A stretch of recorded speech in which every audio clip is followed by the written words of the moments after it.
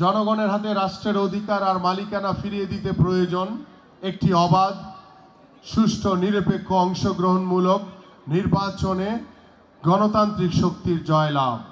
আর এরই পূর্ব শর্ত অগণতান্ত্রিক ফ্যাসিস্ট সরকার অপসারণের আন্দোলনে সফলভাবে অংশগ্রহণকারী রাজনৈতিক দলগুলোর সমন্বয়ে একটি জনকল্যাণমূলক জাতীয় ঐক্যের সরকার প্রতিষ্ঠা।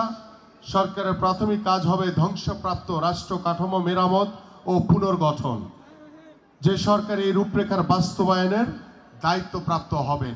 আমরা আমাদের শহীদ রাষ্ট্রপতি জিয়াউর রহমানের 19 দফা কর্মসূচি সম্পর্কে অবগত রয়েছি। আমরা আমাদের দেশনেত্রী বেগম খালেদা জিয়া আমাদেরকে যে ভিশন দিয়েছিলেন 2030-এ, সেই বিষয়গুলো সম্পর্কে আমরা অবগত রয়েছি। সব কিছু মিলিয়ে আমাদের হচ্ছে পরিপূর্ণভাবে আমাদের মাননীয় ভারপ্রাপ্ত চেয়ারম্যান জনাব তারেক রহমান এই 31 দফার রূপরেখা আমাদেরকে দিয়েছেন। 31 দফার রাষ্ট্র কাঠামো মেরামতের কর্মসূচিতে মূলত 4 শ্রেণীতে সংস্কারের ধারণা উপস্থাপিত হয়েছে। 1 নম্বর হচ্ছে সাংবিধানিক সংস্কার, 2 প্রশাসনিক সংস্কার, 3 জনকল্যাণ বিষয়ক সংস্কার, 4 অর্থনৈতিক বাণিজ্যিক বিষয়ক সংস্কার। সাংবিধানিক সংস্কার শ্রেণীতে বাংলাদেশের রাষ্ট্র কাঠামো, সার্বভৌমত্ব, নিশ্চয়তা, স্বাধীনতা, সুরক্ষা, টেকসই সংস্কারের বাস্তবসম্মত সার্বজনীন অংশীদারিত্বমূলক জাতীয় পরিচয়, বাংলাদেশি জাতীয়তাবাদের যৌক্তিক ধারণা প্রতিষ্ঠার প্রত্যয় ব্যক্ত হয়। রাষ্ট্রীয় মূলস্তম্ভ, আইনসভা, নির্বাহী বিচার বিভাগের নিশ্চয়তা বিধানের প্রত্যয় ব্যক্ত হয়েছে এই শ্রেণীতে।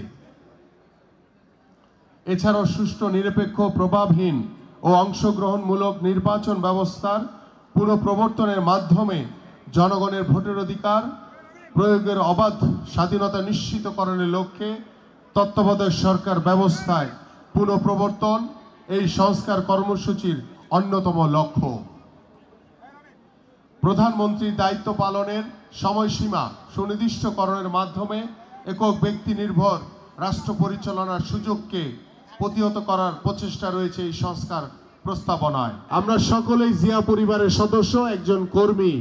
আমরা একজন শহীদ রাষ্ট্রপতি জিয়াউর রহমানের যে আদর্শকে ধারণ করে আমরা এখানে বসে আছি, আমাদের দেশনেত্রী বেগম খালেদা জিয়ার আদর্শকে ধারণ করে আমরা তার নেতৃত্বে কাজ করে যাচ্ছি।